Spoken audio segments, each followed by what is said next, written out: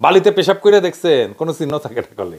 Professor সরকারকেও তাই কোন পরামর্শ দিলে শোনে না, বালিতে পেশাবের মতো, কোনো চিহ্ন থাকে না। মুজিবের সরকার ফেল করছে নিদারুণ ভাবে, এমন ভাবে ফেল করছে যে সোহরাওয়ার্দীর বডিগার্ড জয় বাংলা হলে সবাই বলে আলহামদুলিল্লাহ। ঠিক এই পথে হাঁটতেছে প্রফেসর ইউনূসের সরকার, ক্রমাগত জনপ্রিয়তা হারাইতেছে। দেখেন, উনারা তো 12 ভাতারির মতো ঠাপ খায়, ওয়াকারের ঠাপ খায়, বিএনপির ঠাপ খায়, আওয়ামী লীগের ঠাপ খায়, ইন্ডিয়ার ঠাপ খায়, 2 দিন পর পর গদি নড়ে যায়। কেউ তো সাপোর্ট করে না, সবাই বিরক্ত। আমরা কয়েকজন খায় না খায় সাপোর্ট করে গেছি, সরকার যেন ভালো চলে, নানা পরামর্শ দিছি, কোনো পরামর্শ শুনে নাই। 2-1টা হয়তো শুনছে। কালে ভদ্রে বালিতে পেশাব করে দেখছেন, কোনো চিহ্ন থাকে না করলে। প্রফেসর সরকারকেও তাই কোন পরামর্শ দিলে শোনে না, বালিতে পেশাবের মতো, কোনো চিহ্ন থাকে না। মাইলস্টোনের ঘটনায় আমি তো ইউজুয়ালি উপদেষ্টাদের ফোন করি না। ওই দিন দুর্ঘটনার সাথে সাথে আবরার ভাইয়ের ফোন দিছি, বলছি পরীক্ষা স্থগিত করে দেন। তখন বাংলাদেশের টাইম বেলা 3টা হবে, উনি বললেন দেখতেছি।